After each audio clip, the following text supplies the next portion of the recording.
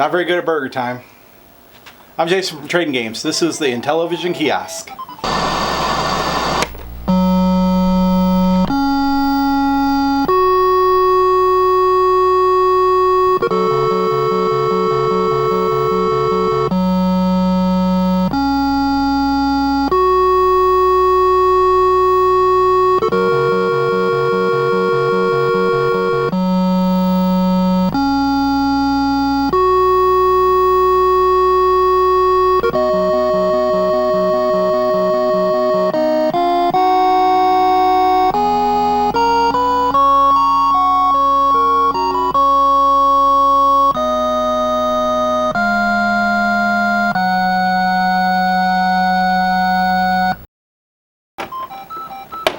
Let me turn the volume down so we can talk.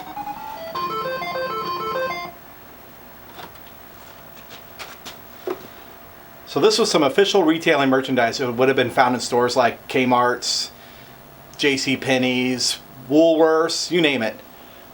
Retailers would put this in to attract people to the Intellivision. Came out in about 1978. This was Atari's biggest competition besides ColecoVision, which was on the market, coming on the market really soon actually. So basically, what you're seeing here is exactly how this would have appeared in the stores in about 1978. DCI Manufacturing out of Milwaukee, Wisconsin, they produced this unit. We actually were able to get in contact with the actual production person who designed this and manufactured this kiosk. We had a good long hour conversation on the phone, and we talked about the color that it's in now, and he actually said this was the color the thing was manufactured in. When they made this, they wanted it to be a very durable product, so they made it out of this really thick plastic, injected molded plastic.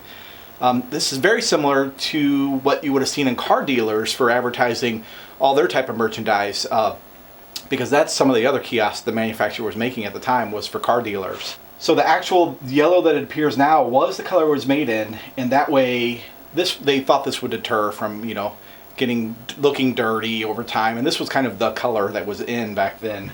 Another really neat thing about it is the TV is just perched back there on a stand, and they didn't come supplied with a TV is what we've pretty much determined, and depending on what department store it went into, they would put their brand of TV in. The TV that's in it right now is actually manufactured in 1982, so it's possibly an original one. We don't know when this unit was delivered to the person who owned it, but it might have been replaced, or the person who had this in their home where I got it from maybe possibly added that TV themselves. But it is vintage TV. This is what the controllers would look like normally when you walked up to the kiosk, just sitting there. What's really neat about them is they have this metal plate right here, and it pressure fits into this area. That keeps the kiosk looking nice and tidy. Now, controller overlays, what's neat about them is, you know, they get wore out over time.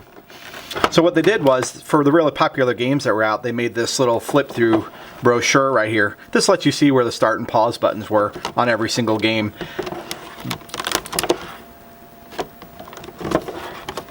Something that's probably not standard on the kiosk is this stick right here, the stickler. It was probably added by somebody. Maybe the retailer was selling those and they wanted to show them off on the controller.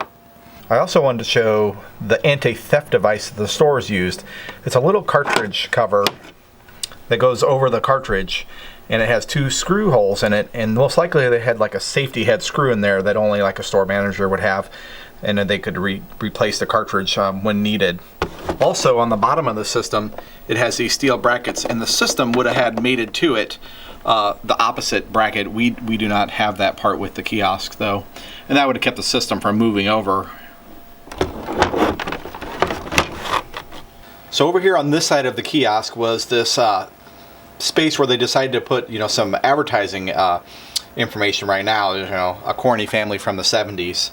But basically this was removable, and for all the third-party accessories Intellivision made, and more specifically the Intellivision computer that was never released, this was actually space for it to fit here and hook up to the system and run all the wires through. That's what's really neat about this space. For, you know, it was mainly designed for something that never was released to the public. The bottom portion of the kiosk features glass doors that slide on tracks.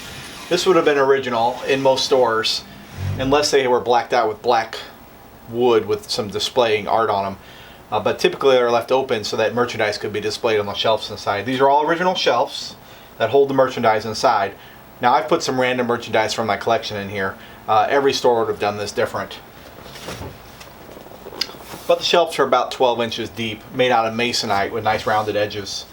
What's really unique about the kiosk is this space back here in this upper corner. This is actually where a brain that would control a whole bunch of games on one circuit board, kind of like the Atari 2600 kiosk has, would be placed here. We've seen one of the brains on other YouTube video, but it's from many years ago, and we haven't been able to get in contact with the owner about it.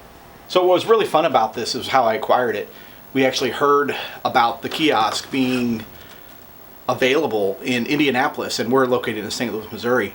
And it was on a really late Saturday night, and it was actually in like a flea market thrift place, more like a consignment shop. And the seller, you know, the word got around to me that, you know, and I got lots of emails and personal messages on Facebook, you know, Jason, there's another kiosk. And nobody really knew that it wasn't a Intellivision kiosk, just another kiosk for the collection.